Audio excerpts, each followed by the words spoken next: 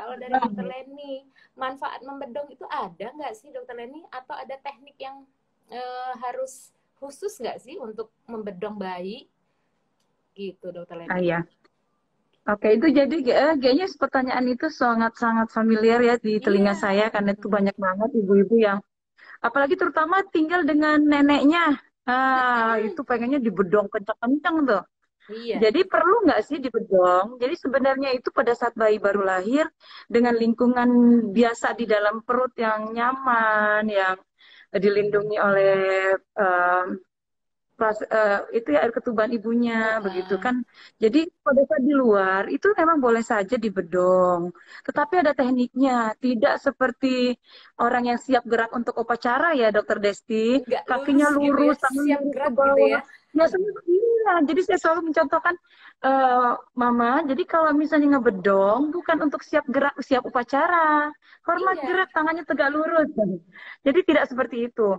Jadi di bedong boleh saja untuk memberikan rasa nyaman supaya bayinya itu tetap merasa seperti di dalam perut ibunya pada saat di dalam perut ya. Iya. Rasa nyaman, tenang. Jadi pada saat tidur juga bisa tidur lelap.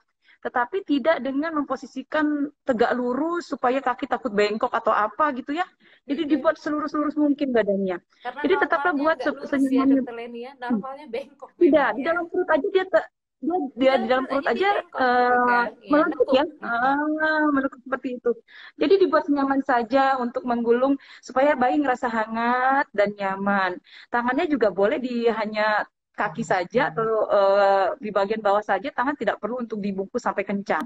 Jadi boleh Oke. saja untuk berikan rasa nyaman dengan tidak membedong kencang ya, hanya Ya, memberikan rasa jadi hangat udah saja paham ya begitu. Mams ya, manfaatnya ada untuk Ya. kenyamanan, tapi tekniknya harus benar gitu ya. Nah, Ya, tadi juga jadi saya mau katanya tuh ada jangan pertanyaan. dibedong bilang tangan kaki bengkok ya dokter. Banyak Iya, yang itu komen ada tuh yang di bilang bawah. tuh, iya dok, Kalau biar tadi bedong kakinya nggak tangan dan kaki bengkok. bengkok dok, biar lurus. Oh enggak, itu mitos sebenarnya ya. Jadi kalau kakinya mau oh itu udah bawaan dari kelainan Mm-mm. kongenital genetiknya mungkin ya. Jadi bukan pengaruh dari pembedongan mamam ya. Iya. Nah, eh, setelah bedong gitu ya, masalah kedua yang sering tuh gurita. Gurita Dokter Leni. Nah Jadi iya, juga ada pertanyaan, sering banget itu. kalau bedong itu ada manfaatnya tapi tekniknya harus betul. Nah, kalau gurita gimana tuh? Boleh nggak bayi pakai gurita? Nah, itu lagi sering banget itu masih saya jumpai loh Dokter Desti sampai Iya, saat saya ini pun juga. banyak sekali saya Kalau lihat jumpai bayi tiap hari dengan pasti, tipe deh, dong. ada guritanya. Alasannya takut perutnya buncit. Nah, alasannya Aduh, begitu padahal sama nih biasanya. kita juga.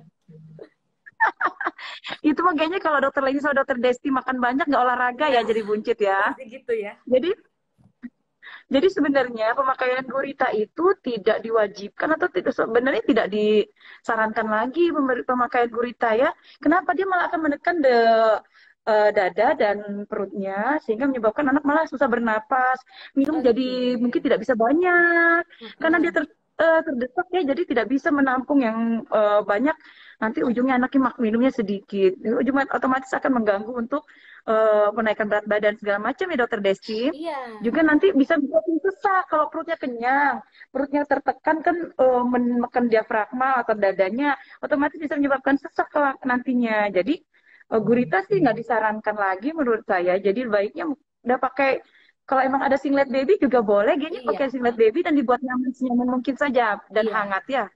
Yang perlu pakai Oke. gurita emaknya. Iya, yes, betul biar perutnya kembali langsing. Iya, biar kembali langsing. Jadi bayinya nggak perlu gurita ya, karena normalnya perut bayi memang lebih besar dan malah akan mengganggu proses menyusu dan bernafas ya Dokter Lenia, dan nggak nyaman satu lagi. Iya, Kita aja pakai iya. kain kalau sama korset suka sesek ya, Sesak betul, apalagi anak bayi ya. apalagi anak bayi gitu. Karena bayi kan Ya. dominan nafasnya pakai perut ya Dokter Lenia. Iya, betul. Atau perut yang digunakan pernapasannya. Perawatan sehari-hari dulu Dokter Leni, bedong, gurita. Nah, kalau penggunaan pampers itu boleh nggak Dokter Leni dari lahir gitu? Nah, dari Kadang-kadang lahir ada ya. mams yang sangat khawatir ya, ada yang terlalu cuek gitu, pakai aja nggak apa-apa, Iya, ada yang aduh iya, cemas banget, jangan deh gitu ya. Nah, jadi yang benar itu gimana nih iya. Dokter Leni? Jadi sebenarnya pemakaian Pampers sebenarnya tidak dilarang juga. Karena mungkin kalau andai kata bayi baru lahir sampai usia 28 hari, dokter Desi kan pasti frekuensi pipis dan ee-nya itu akan sering Sering ya. sekali. Heeh. Iya, betul. Sehari itu bisa sekitar pipis itu BAK bisa sekitar 8 sampai 11 kalian, BAB juga bisa 6 sampai 8 kali sehari. Mungkin kalau pakai kain apalagi musim penghujan seperti ini bisa sehari bisa berapa kali cuci mungkin capek mamanya ya apalagi kalau nggak ada suster ataupun pembantu Heeh. pembantu yang membantunya makin stres ujungnya otomatis nanti asinya nggak jalan Iya, jadi malah boleh nggak bisa saja ngurusin yang pemakaian lain ya, dokter pampers. Leni ya. Iya, betul, Ganti betul ya. popok terus. Jadi pemakaian pampers boleh aja, tetapi yang harus diperhatikan jangan sampai 24 jam itu ganti cuma dua kali. Ganti-ganti, iya. Ada Heeh. kok pasien saya sampai jadi 24 dari pagi sampai siang, sampai sore nggak ganti sampai nunggu benar penuh. Nah, itu yang tidak disarankan. Yang dianjurkan adalah penggantian pampers penuh tidak penuh itu sekitar 3-4 jam. Jadi Oke, tiga Mams, empat ingat jam ya. bukalah pampersnya dan gantilah walaupun penuh tidak penuh pampers anak kita gitu. Mm-mm. Karena bisa nyebabin juga anak tidak nyaman ya dokter Desti. Iya, Jadi heeh, nanti boboknya tidurnya mungkin nggak tidak tenang, nyenyak ya, heeh, rewel. rewel. Ya Dicari-cari, betul. dipikir lapar terus gitu ya. Padahal Betul, padahal ternyata dia tidak bikin nyaman nggak dengan pampersnya nyaman. mungkin dia pipisnya Heeh. penuh, jadi kan lembab bawahnya dan gampang sekali dia pers dokter Desti. Kalau Iya, lembab kan gampang sekali depres banyak ya. ya bermasalahan bayi-bayi itu kan ibu kan datang datang dengan selangkangannya sudah kemerahan karena Heeh. lembab tersebut. Ya, gampang tumbuh jamur gitu. Oke. Sekalian dokter Leni ya, mengenai pampers tadi. Kan saya juga sering menemui gitu ya, Mams itu biar bayinya wangi sampai ke bawah-bawah gitu ya, dikasih bedak gitu di selangkangannya. Ya. Atau Aduh sering lebih banget baik itu. Banyak mencucinya banget. gimana dokter Leni? Apakah pakai air biasa hangat atau pakai tisu yang apa tisu basah gitu? Tisu bayi, tisu Iya bayi tisu ya. bayi. Kalau saya ya menyarankan sih pakai pakai tetap memakai air hangat dengan wastafel ataupun pakai tisu bukan tisu dengan kapas steril sudah Iya kapas. Kapas dibasahi dengan air cebok hangat. istilahnya ya. Kapas ya? Iya betul kapas cebok ya yang biasanya Iya. taruh di Tupperware gitu ya dan pakai air hangat. Kalau saya sih menyarankan lebih baik seperti itu. Kenapa? Kulit bayi juga kan lebih sensitif tuh. Bayi baru lahir itu kulitnya lebih tipis, lebih sensitif. Jadi Mm-mm. kalau misalnya pakai air yang lebih hangat, lebih steril, mungkin lebih nyaman untuk bayi kita daripada hanya menggunakan tisu basah begitu. Oke iya. Terus bedak tadi gimana dokter Leni? Boleh nggak sih dibedakin? Nah, iya, kalau pakai bedak itu tidak disarankan. Oke Satu, Mams, nggak bedak itu disarankan ya. terdiri dari partikel-partikel, ya partikel-partikel kecil ya, serbuk-serbuk itu dokter Mm-mm. Desti. Bisa satu menyebabkan, kan partikelnya kecil bisa terhirup tuh sama bayinya, bikin dia bersin-bersin, pilek, kesannya Mm-mm. jadi kayak, dok anak sih batuk-batuk mulu, dok bersin-bersin mulu gitu. Bisa juga nyebabin apa?